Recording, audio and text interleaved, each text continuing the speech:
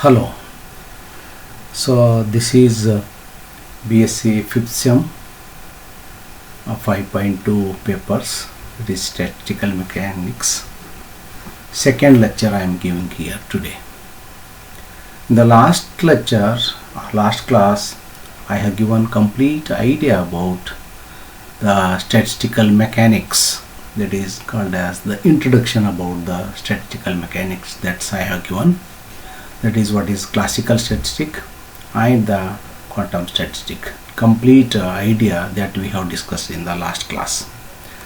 Now with relation to this, what is called as today topic, that is what is phase space that we have to study in this class. What is phase space? It is a combination of position space and the momentum space is called as the phase space. So what is this position space?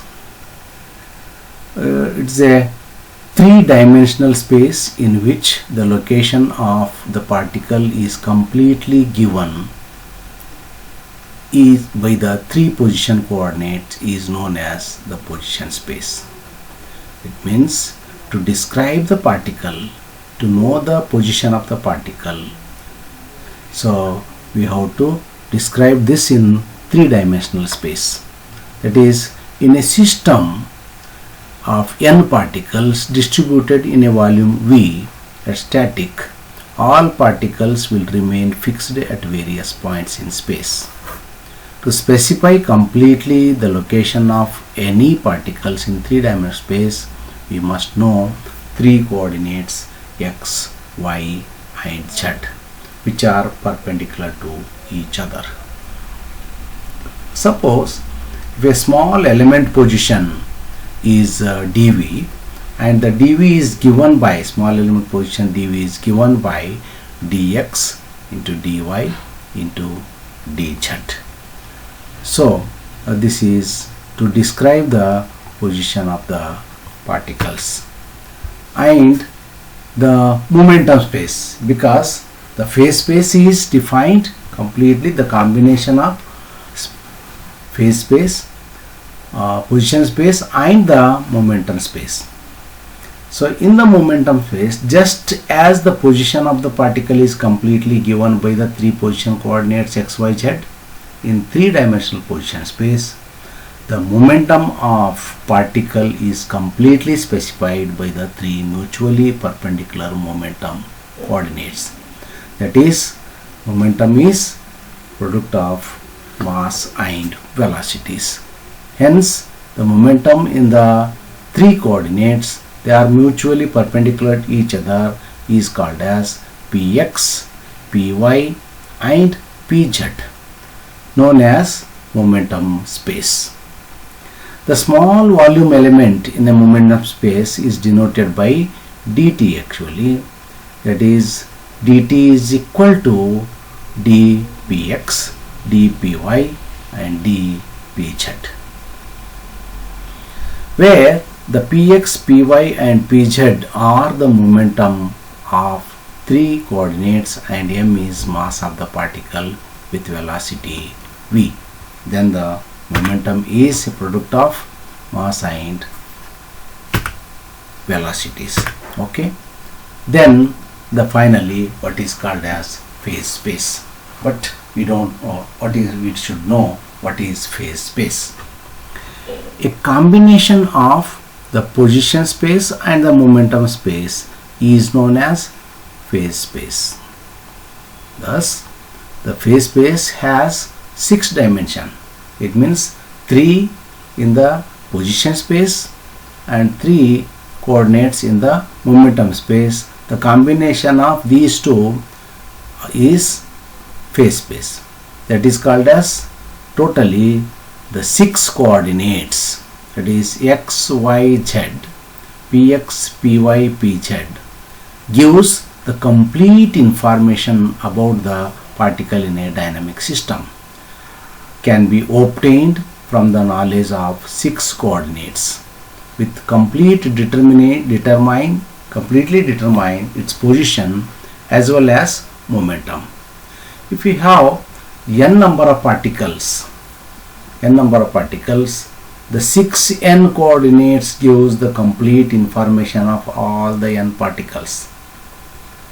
Okay, if you have n number of particles in a space, the 6n gives the complete information of all the n particles. The concept of phase space is very useful while dealing with the dynamic systems actually existing in nature. Then a small volume element in a space is denoted by dt, is given by that, actually it should be d tau. So d tau is given by dx, dy, dz and dpx, dpy, dpz, or it can be written as d tau. This is not dt. d tau is equal to dv into dt's. This is what is an idea of phase space. Once you know the phase space, then what are the enjables? Because these phase space or enjables helps to study the what is called as the quantum statistic. Though this enjables is essentially defined as the collection of large number of macroscopically identical and essentially independent systems. It means they are identical particles microscopically and independent systems. That is called as enjables. So this has been first studied by Gibbs. Hence Gibbs introduced the concept of enjable. It is obvious that a very large number of states of gas corresponds to a given macroscopic conditions of the gas, because there are infinite number of ways to distribute the molecules in space. Though macroscopic measurements, we could not be able to distinguish between two gases existing in different states but satisfying the same macroscopic conditions. It means enjables are of three types. One is microcanonical enjables, canonical enjables and grand canonical enjables. These are the three enjables. In the macrocanonical enjables, okay, the microcanonical enjables is a collection of essentially independent systems having the same energy, volume and number of particles. For simplicity, we assume that all the particles are identical. Here all the particles are identical. Okay, the individual systems, these are the individual systems of a microcanonical enjables are separated by a rigid, impermeable and well insulated walls such that the values of E, V and N for the particle systems are not affected at all by the presence of the other systems. It means this is one system, this is one system, this is one system. Between the one system to one to next, they are perfectly insulated walls. There is no exchange of energy, there is no exchange of particles also here. If there is no exchange of energy and particles here, this we call it as the microcanonical enjables in this. That is E, V and N. This is called as microcanonical enjables. The next one is called as the canonical enjables. In this, the canonical enjables is a collection of essentially independent, again this is independent systems. But we have in this canonical enjables, we have temperature, volume and number of particles.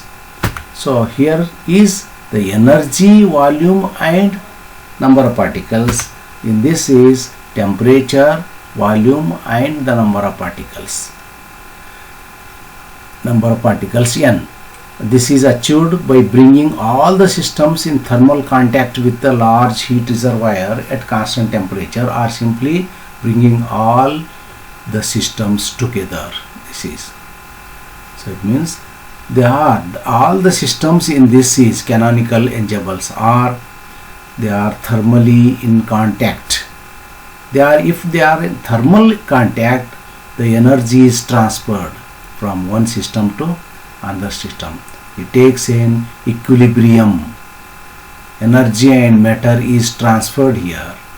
But in the microcanonical, energy and the number of particles or matters cannot be transferred. So this is the difference between the microcanonical and the canonical ensembles.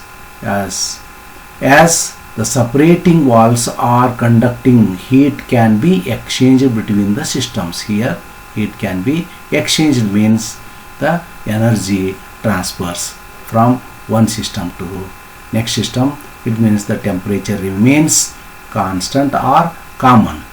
Thus the canonical enzyme systems can exchange energy but not the matter, that is the particles. Particle will not change, but energy can transfer.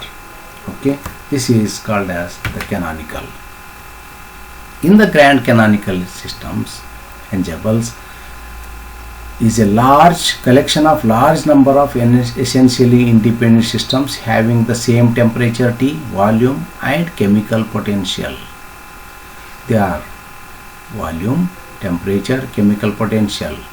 They are thermally equilibrium. Exchange of energy takes place. Exchange of heat energy as well as the particles between the system takes place in such a way that all the systems arrive at common temperatures. Here all the system will be arrive at common temperature because they are not insulated, they are thermally in contact. The energy transfer takes place. Okay, thus the ensembles in which the system exchange energy and matter is called canonical ensembles. That in which both energy and matters are exchanged between the systems is called grand canonical systems or ensembles, and that in which neither energy nor matter is exchanged is called a microcanonical ensembles. This is all about what is called as phase space as well as the ensembles. In the next class I will discuss the third lectures in the next class. Okay, thank you one and all.